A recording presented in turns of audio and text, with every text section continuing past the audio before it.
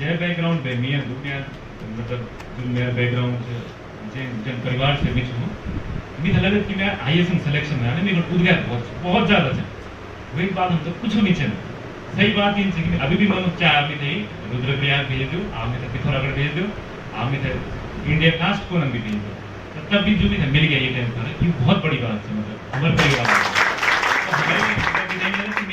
खत्म होगी। नमस्कार, आपका स्वागत है हमारे YouTube चैनल वी गढ़वाली पर।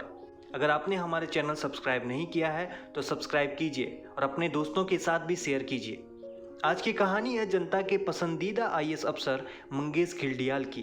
वैसे तो हमने अक्सर ये बात बॉलीवुड की 80-90 दशक की फिल्मों में ही देखा है कि कैसे एक गरीब माँ बाप का बेटा बचपन से ही जी जान से मेहनत में लगा रहता है और उसके बाद वो जब बड़ा होता है तो अपनी मेहनत के दम पर सफल हो जाता है, फिर जनता की भलाई में अपना पूरा जीवन समर्पित कर देता है। जिंदगी में हर इंसान चाहता है कि उसका नाम हो, पैसा हो, शोहरत हो, मगर आज हम जिनकी बात करने जा रहे हैं उनका आज के समय में ऐसा रुतबा है कि पूरा देश उनका दीवाना बना हुआ है। बात तो यहाँ तक की है जब उनका तबादला बागेश्वर जिले से रुद्रप्रयाग जिले में किया जा रहा था तो उनके तबादले को रोकने के लिए पूरे बागेश्वर जिले की जनता सड़क पर उतर आई थी। ठीक वैसा ही हाल 2020 में रुद्रप्रयाग की जनता का हुआ जब डीएम मंगेश घिल्डियाल जैसे व्यक्ति का तबादला टिहरी जिले में हो गया। तो जाहिर है कि जनता का यूं सड़कों पर उतर आना स्वाभाविक है, क्योंकि कोई नहीं चाहेगा कि डीएम मंगेश घिल्डियाल जैसा व्यक्तित्व रखने वाला युवा उनको छोड़कर कहीं और चले जाए। तो आइए हम आपको यहाँ मंगेश घिल्डियाल से रूबरू कराते हैं। डीएम मंगेश घिल्डियाल की कहानी भी एक आम उत्तराखंडी बच्चे की तरह है। उनका जन्म पौड़ी जिले के डांडियो गांव में हुआ था।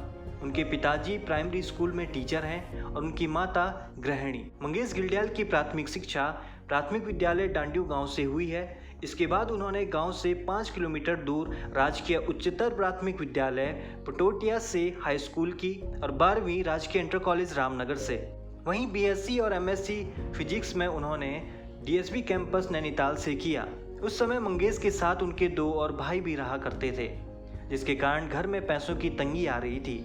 तो मंगेश ने कोशिश की कि कहीं ना कहीं जॉब लग जाए। उसके बाद उन्होंने गेट का एग्ज़ाम दिया, जिसमें सिलेक्शन होने के कारण इंदौर से एमटेक किया। लेजर साइंस से एमटेक किया तो उन्हें 2006 में लेजर टेक्निक पर रिसर्च के लिए उनकी पहली पोस्टिंग देहरादून में IIRD लेबोरेटरी में हो गई। मंगेश की पहली से इच्छा थी कि सिविल सर्विसेज में जाना है। जब उनकी जॉब लग गई तो उन्हें एहसास हुआ कि अब तैयारी शुरू कर देनी चाहिए। उस समय देहरादून का माहौल थोड़ा ठीक नहीं था, ना ही वहाँ उस समय कोई संस्थान यूपीएससी की तैयारी कराता था। तो मंगेश ने मन बना लिया कि वह खुद बुक स्टडी करके एग्ज़ाम देंगे। पहली बार में 131वीं रैंक के साथ आईपीएस में सिलेक्शन हुआ। सिलेक्शन होने के बाद वो हैदराबाद चले गए। फिर भी वे सिविल परीक्षा की तैयारी में जुटे रहे और वर्ष 2011 में उन्होंने दोबारा सिविल सेवा एग्ज़ाम दिया और चौथा स्थान प्राप्त किया। उस समय उनको भारतीय विदेश सेवा यानी इंडियन फॉरेन सर्विसेज में जाने का मौका मिला, लेकिन उन्होंने उत्तराखंड को चुना और आईएएस की नौकरी करने का फैसला किया। उनकी पहली पोस्टिंग चमोली में मुख्य विकास अधिकारी के रूप में हुई। शायद यही कारण है कि बागेश्वर के डीएम रहते हुए भी मंगेश घिल्डियाल ने यहाँ के युवाओं को निःशुल्क सिविल सर्विस की तैयारी करानी शुरू कर दी थी और वे अपने ऑफिस के समय से थोड़ा समय निकालकर खुद युवाओं को कोचिंग देने जाते थे। साथ ही वो जनता से जुड़ी हर छोटी बड़ी समस्या का तुरंत निवारण करने में भी हमेशा आगे रहते और क्षेत्र के विकास में भी लगातार सक्रिय भूमिका निभाते रहे।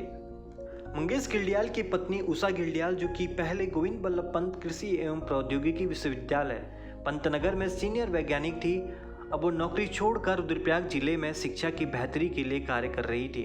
वह एक स्वयंसेवी शिक्षिका के रूप में एक मुहिम से जुड़ गई हैं जो न जाने कितने बच्चों का भविष्य संवार रही है। दोनों पति पत्नी आज पूरे समाज के लिए एक मिसाल बन गए हैं। उषा यह कार्य बिल्कुल मुफ्त में करा रही है। उषा करीब 2 से 2.5 घंटे का समय बच्चों को देती है ताकि वह पढ़ लिख कर आगे अफसर बन सकें।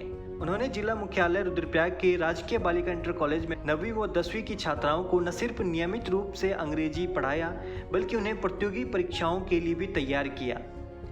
उन्हें पता है कि बच्चों को पढ़ाई के साथ साथ सामान्य ज्ञान की भी जानकारी होनी चाहिए, इसलिए वे खुद उनके पाठ्यक्रम में उसका समावेश कराती हैं। यही नहीं, वो समय समय पर छात्राओं के बीच किसी ज्वलंत विषय, साफ सफाई, पर्यावरण, दहेज, बालिका शिक्षा और प्राथमिक शिक्षा, पलायन, जल, जंगल और ज़मीन जैसे विषयों पर वाद विवाद भी करवाती हैं। जब केदारनाथ में काम चल रहा था तो स्वयं कुर्ता पैजामा पहने पीठ पर बैग टांगते हुए आम यात्री बनकर व्यवस्थाओं का निरीक्षण करने के लिए मंगेश घिल्डियाल पहुंचे। वहां उन्हें कोई भी पहचान नहीं पाया। वे 2 दिन तक वहीं रहे और उन्हें वहां की व्यवस्थाओं के बारे में खामियां देखी, जिसके बाद उन्होंने अधिकारियों को व्यवस्था पूरी करने के निर्देश भी दिए। डीएम मंगेश घिल्डियाल सरकारी विभागों में कमीशनखोरी से बहुत ही आहत हैं। उनका कहना है जिनका खर्चा सरकार द्वारा दी गई सैलरी से नहीं चल रहा है तो वो हमको बता दे।